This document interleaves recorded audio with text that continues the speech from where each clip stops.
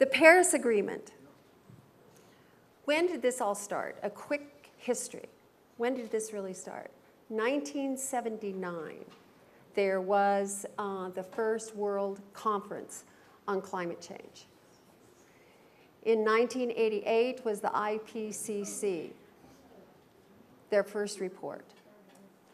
They started in 1992 was the Earth Summit, and that's when the UNFCCC was actually put into a framework form so that negotiations could go forward. We know about the Kyoto Protocol, 2005. We've had 21 COPs. All different kinds of issues have been discussed in these negotiations, but it wasn't really until Lima where things started to shift a little bit, and finally in Paris. And the agreement actually started talking about the urgency of climate change. The agreement actually listed 1.5 degrees Celsius as the ambitious agenda. The 2 degrees Celsius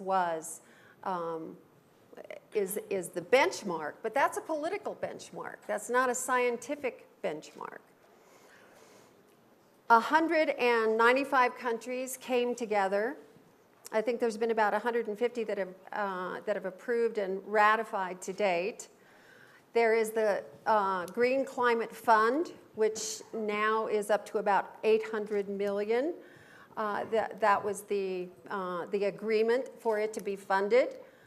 The agreement is also supposed to balance between developed and developing countries so that developing countries do get some funding to mitigate climate, to jump over the intensive carbon economies and go to low carbon, implement low carbon economies, not take the route that we've taken or the route that Iceland was on and has transformed to now 100% renewables.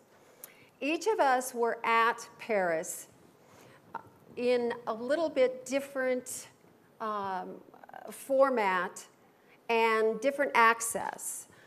You were civil society. Osprey was one of the judges for the Tribunal on the Rights of Nature, and that was one area that I'd like you to touch on. And also representing indigenous and indigenous women and indigenous cultures and deforestation, and also linking women to climate, being on the front lines of climate. And you were there as an official working on cities and you were working with Bloomberg, as I understand, and really looking at what municipalities can do and where are the boundaries, where are the barriers, how do cities around the world actually, is there economy of scale at play?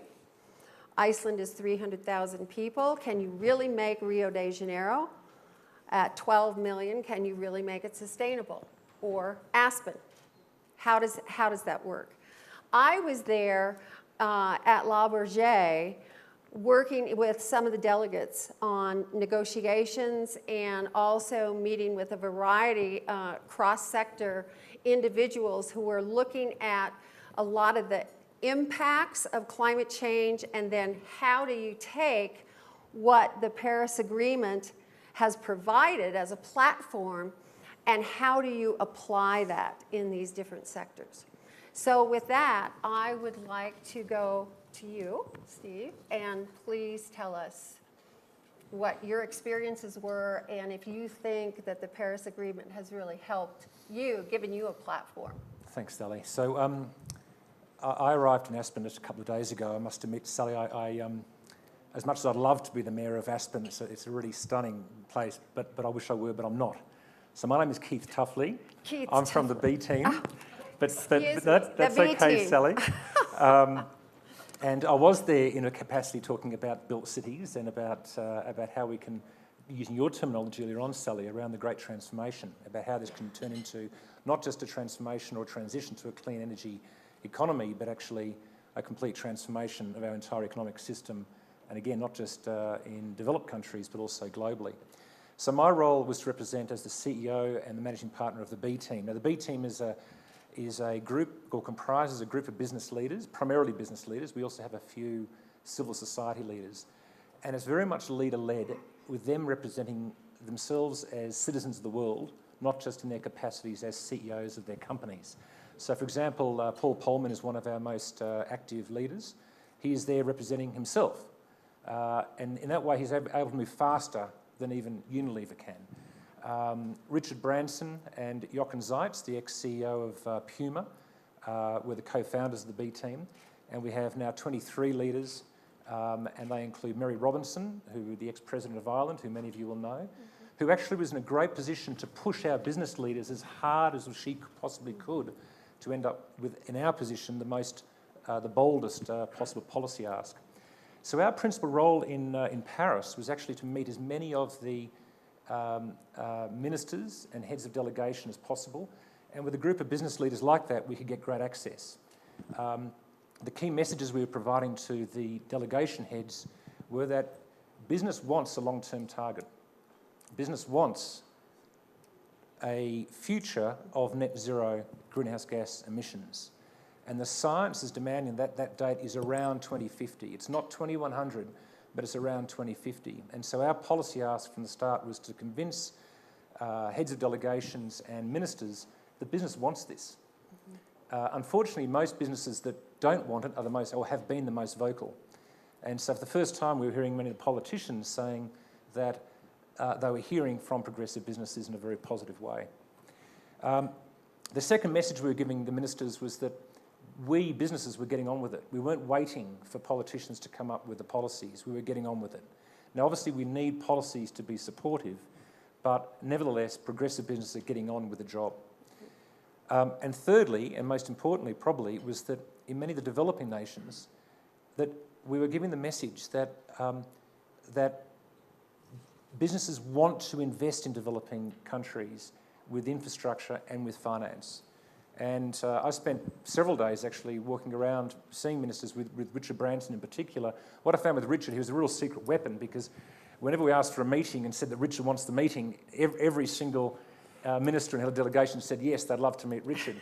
But the great thing about Richard was that he was able to immediately convert it into business, into a discussion around business. And we were very surprised to hear, for example, the Environment Minister of India saying, look, I don't want coal in India, but to invest in clean energy, we need the money. And so we had that conversation going straight into it, saying, okay, well, how do we get the money to invest? So those were the three key messages we were giving to ministers. The other key aim we had was to align ourselves with many of the low-lying island states, places like Florida, that were severely threatened by climate change. And our message was to say that 1.5 degrees is actually the right target. The 2 degrees simply isn't good enough. And so we held a media roundtable with the media and our leaders to demonstrate that that actually is the right target. So those were our key role. I was there for 2 weeks. It was a thoroughly exhausting but thoroughly rewarding experience, and we ended up, I think, with actually a very good result. Thanks, Sally. My apologies. Not at all, Sally. My apologies. I met Keith at the World Economic Forum a few years ago and was very impressed. He was not with the B team at that moment in time, but I was very impressed because he was really pushing on impact investment. And you're still, as I understand, involved with you. I have one question, then I want to go to Osprey, and then we'll have a conversation. The B team sent an open letter, did it not, to the heads of states and the delegates. Did that have a real impact, do you think? Look, it's always hard to measure the impact, isn't it? And we never want to take credit where it's not due. The reality was that the Paris outcome was a combination of thousands of people over many, many years. Our strategy was to align both clear science-based policy asks, so it had to be grounded in science, but at the same time to demonstrate leadership by example. So as the B team, because it comprises business leaders with their companies, we're able to send letters and to have sensible conversations with ministers and heads of delegation to say that this is what's necessary, this is how you can achieve it, but by the way, this is what we and our companies are doing. And even Paul Polman has told us, he said that when we made the statement back in February last year that net zero of all greenhouse gases, and by the way, it's not just the energy system as we know, as was mentioned earlier on, a huge component is actually is the agricultural and deforestation components, land use, but it's all greenhouse gases by 2050. And then we're able to say, but this is what we are doing in our companies. And Paul himself was able to sign up to net zero greenhouse gases by 2050 back in February of last year, even when Unilever couldn't. And he then spent the next 6 months going back to his team and saying, well, now that I've made this statement personally, I really would like the company to follow suit. And so he was able to bring his company along with it. So it's an effective way to demonstrate progressive action. How do you best start it? How do you bring companies along with it? And then show to policymakers that companies are actually getting on with it. And that letter, again, it's hard to demonstrate real impact, but I think it was all part of a puzzle that led to a really good outcome in Paris. Mm-hmm. Great, thank you. Osprey, you've been involved since COP. Which COP did you first go to? Cancun. Mm-hmm. Okay, great. And Osprey is the executive director and co-founder of WeCan, the Women's Earth and Climate Action Network, which has grown substantially under her leadership and guidance over the last 5 years. And she brought and has brought to the COPs a very unique voice of Indigenous women and the voice of Indigenous wisdom. And so I'd like you to explain, if you would, just share with us what you specifically did at Paris. So the Women's Earth and Climate Action Network, along with many other civil society groups, are there with a very big agenda as well. And I think the most important thing is to note really a different perspective and worldview than a lot of the people who are actually working inside the negotiations. Mm-hmm. And I think it's really important to note that.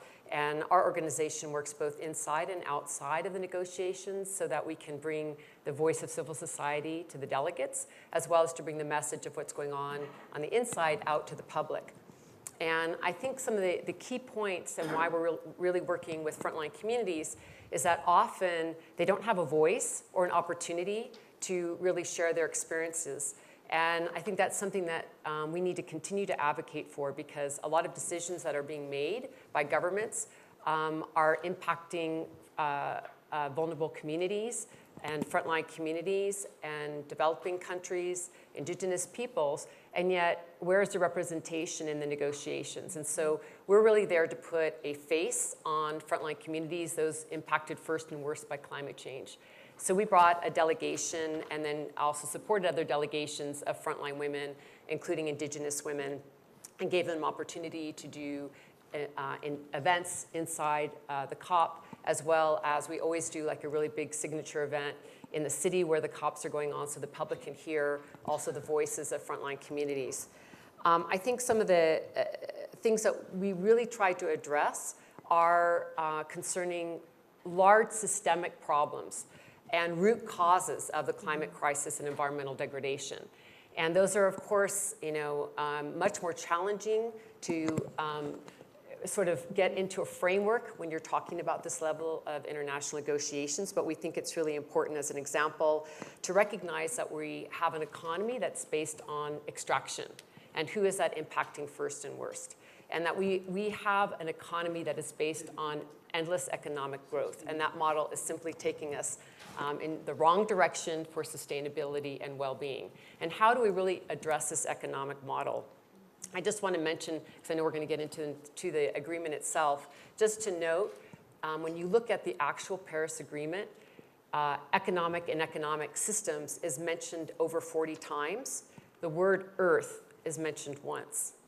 So just to also give us, a critical look at the Paris Agreement, which is definitely a big momentum heading in the right direction. It's an incredible feat of policy that the agreement was made by almost 200 countries. At the same time, I think we really do need to dig into the details of a lot of the problems that are in the agreement itself if we're really going to see anything productive come out of it that is going to meet the crisis at hand. You wanted me to touch upon a little bit on Indigenous people and rights of nature, and then I'll stop. One of the reasons that we really feel strongly about Indigenous peoples and their representation is, one, it is often them that are being impacted first and worst by climate change, so they should deserve a voice in these matters. But also, 80% of the biodiversity on Earth right now is in the hands of Indigenous peoples. So just think about it. Where is our biodiversity? The very DNA of the sacred systems of life are in the hands of Indigenous peoples. Yet, where are their rights when it comes to the protection of these regions? So I think this is also something to look at. It was mentioned earlier about forests. It's been proven by United Nations studies and others that the primary way to protect forests and keep them intact is by giving power and rights to Indigenous people and local communities that have been caring for these forests for millennium. Yet, Indigenous rights is in the preamble of the Paris Agreement, but it is not in the operative text. So it's very important that we support Indigenous rights for a myriad of reasons. Lastly, in regard to the International Rights of Nature Tribunal that Sally mentioned, one of the things that our organization and many others, including the Global Alliance for Rights of Nature, is doing is trying to also look at environmental laws themselves. And there's a whole movement around rights of nature that involves moving nature out of the marketplace and saying this whole system of seeing nature as property has led to really disastrous results. And how do we stop the commodification and financialization of nature and start treating nature just as we treat human rights? How does nature have rights? How do the forests, how do the rivers, how do the mountains have rights? So that we can begin to live in harmony with nature in a very, very different way with the different worldview that we have now. And so we held a 2-day Rights of Nature Tribunal in Paris, and we did all kinds of cases on GMOs, on, of course, the climate case, on fracking, and really looking at how would it be if in our court of law, nature was viewed as having rights, that nature has the right to thrive and grow and maintain itself in a healthy way. It's a much bigger topic, but that's sort of it in a nutshell. Thank you. Thank you. Very good. Very good. Roderick Nash, who wrote Wilderness in the American Mind, actually was one of the first people to come up with the rights of nature, that there are certain rights that are unimpeachable, that the genius of nature has its own value as it is. And the Global Alliance for the Rights of Nature is really looking at, as she said, a legal framework for making that an actuality when there are decisions being made about development. So I think it's a very important movement. A lot of people don't know about that, and there were 1,000 people that went to this tribunal because there is a movement that's starting in around the world, not just in the United States. Also, there's many communities, I think something like 160 communities now in the United States that actually have used this framework to try to stop fracking within their municipal boundaries or their buffer areas, their counties. So we can get a little bit deeper into that. The other word I just want to mention that is only mentioned once, and at the end of a sentence in the agreement is oceans. Oceans are so far behind in this whole discussion, and yet they are the thermometer of the planet. And forests and oceans, forests and oceans, forests and oceans. We're ocean blind, most of us, because we're terrestrial. But this is really something that all of us, no matter what our specific interest or sector is, we really have to pay attention to this. I'd like to ask Keith, have you read the agreement? Yes. Okay. And what do you see that you can actually take from that agreement and apply to the B team? In other words, does it give you an operating, working framework to really help you move forward in your agenda, in your message?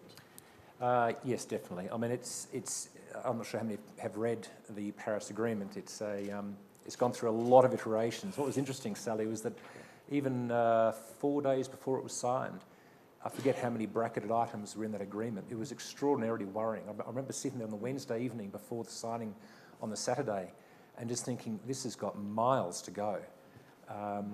And for that to turn from that Wednesday to the Saturday, it was an extraordinary turnaround. The President noted the amazing political capital that went into that by the French. I tell you, we were very lucky to have the French at this time of this agreement. Very, very lucky to have the world's superstars in diplomacy to be actually in charge of, to put their hands up at a stage when it was looking like a catastrophe a few years ago. For them to take that risk and then to do the most extraordinary diplomatic job, we should look back on that and say it was a turning point. We hopefully will say it's a turning point in history. I think we will. The other very lucky thing we had was Christiana Figueres, to have her energy, her intelligence and her drive. We worked very closely with her to ensure that we were able to time our announcements in a way that had maximum impact on negotiators. In our view, the key, I mean, there's many elements to it, and every different party, whether you're a business, different sectors, different NGOs, would have different emphases in the agreement. The one that we were focusing on was the long-term goal. And the reason for that is we feel that in business, unless you can look out to something that's measurable, that you can bring back then to bite-sized pieces, then you're washing around. And so we believe that having that net zero, all greenhouse gases, and by the way, Mary Robinson was very clear with that with us. She said, look, unless you get all greenhouse gas emissions in there, we'll fail. And then having a specific target. As I said before, 2100 is just too far away for the science. It's also too far away for our own mentality. So to bring it back to 2050 was the right approach. What a change then to achieve that, and by the way, even the day before the agreement was announced, for the first time ever, the actual language of net zero got in there. And that was, the actual language was the balance between anthropogenic emissions by sources and removals by sinks of all greenhouse gases in the second half of the century. And we were amazed, delighted the French were able to get that terminology in there on the day before the agreement was signed. That fundamentally changed the conversation with businesses, because now we're able to say to every single company, what is your net zero strategy? Every investor should be asking CEOs at the start of their meetings now, what is your net zero strategy? Too often we've heard CEOs say, I don't hear that from our investors. You know, I can't do this because I don't hear it from our investors. What we're saying is investors now have to, for the sake of us, for the sake of the planet, for the sake of the earth, need to be asking that of every single company, whether you're an oil and gas company, a coal company, or even a data centre company, a tourism company. What is your net zero strategy? And that for us was the key change. So it brings it back to a daily conversation. And the second thing, Sally, is that it's able to convert it into metrics that we're able to be compelling with. So for example, to say it's net zero by 2050, we're able to now calculate the degree to which there's going to be stranded assets in the world. We're able to calculate how much wasted capital there will be in the world. We're able to now go to oil and gas companies and look at their cost of extraction and say, you have no hope in searching for, there's no point exploring for oil and gas in the Arctic region, for example. It's just simply, it just doesn't make sense. And so that was, for us, it was a compelling outcome with that particular. There are other elements that are also important, but that one was the compelling one. Osprey, same question. I think the most important thing is that the agreement did give a market signal that was really important. I think the aspirational target of 1.5 was key, particularly to civil society, because now we can demand from governments more action. And I think it's really important to say the effort of civil society that was in Paris, out on the streets with all of the, I mean, it was a really incredible time, especially because of the attacks in Paris, that so many people were actually on the streets protesting, making their demands known. And I think that even though inside the agreement, the negotiations, that there was the High Ambition Coalition, as they call themselves, fighting for the 1.5 degrees. I also think it has a lot to do with civil society over the last several years, really putting pressure on governments to do that. There was the march in New York with 400,000 people on the streets making this demand. And I think one of the most important things coming out of Paris is that we need to recognize that the commitments that government made, the intended nationally determined commitments, at this point, and we know there's going to be a period for being able to ratchet it up, but we need to be very honest that at this point it takes us between 2.7 and 3.7 degrees rise. That is completely unacceptable. That is climate catastrophe. And I don't want to leave that out of the conversation, that's where we stand now. And of course, we're seeing that there is positive momentum, and I want to be very optimistic about it. But our scientists are telling us that we need to keep 80% of all fossil fuel reserves in the ground. That is not in the agreement. In fact, fossil fuels, coal, oil, and gas were not mentioned in the agreement. So while we have all this incredible, fantastic momentum around renewable energy, all the things that have been said, and as the president of Iceland has pointed out to us, what's going on in the United States, we cannot ignore the fact of the grip of the fossil fuel industry in this country and our political infrastructure. And we really need to deal with that if we're going to get to the 1.5 aspirational target.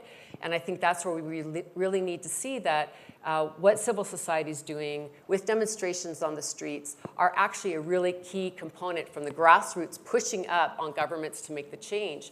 And even since January, we've seen several pipelines being shut down. We've seen Shell oil pushed out of the Arctic. So I just want to give a shout out to all of the people really working on the front lines and doing that work on the streets, because it is a key component to the shift that we want to see, because we're dealing with political issues and corporate issues that are really interfering with all this amazing positive momentum we want to see. And I think that that's really important to understand coming out of Paris, that civil society understands their role in terms of really continuing to really push our government. So Osprey's touched on something, we've got 2 minutes left, that's really important, and that is the grassroots movement. I think she's absolutely right that, the delegates were appointed, not elected. So their decisions in this process were whatever their heads of state told them to do. And that is in part why it took so long for this actually to happen, because there wasn't enough accessibility. Civil society actually said enough is enough. We've been at this 21 years. We have lost so much time. So this movement is happening how many of you here marched in New York? There you go. Great, that's great, yes. Good for you. Yes. Yeah. So each of these individuals are working at a different level, and that's what it's going to take. Now, the Paris Agreement, there's a 5-year review period on the indices, these contributions that countries have made for their emissions reductions, to really track, to see how they're doing. It's the first time we've been able to track. However, what she was saying is, that we're now on a trajectory, if you do the math, of what was committed in the agreement by the countries, 2.7 to 3.7 degrees Celsius. 3.7 degrees Celsius is 7.56 Fahrenheit. That isn't going to work. That absolutely is not going to work. The other thing is that in every agreement there's an exit clause, right? And there is in this one too. Is that if a country cannot reach or sees that it cannot reach its indices in 3 years' time before the 5-year limit, they can retreat from the treaty or from the agreement. And this actually, it looks not so good on the surface, but I think it's a very good strategy in that it alerts those countries, the developing countries, that the finance piece has to stay in place in order for the developing countries to get over the hump.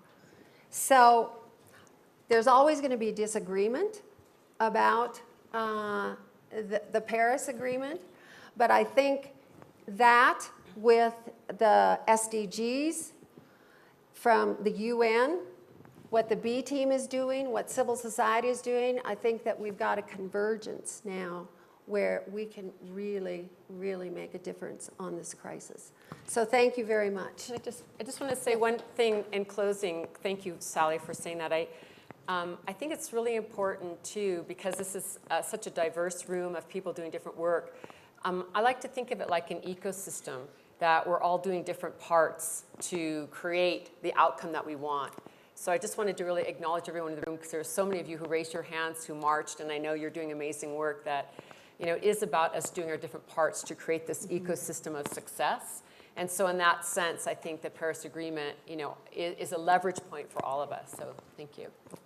And that's why we are cross-sector. That's why we invite all of you from all these different perspectives to come together and collaborate on this. So thank you very much. Thank you.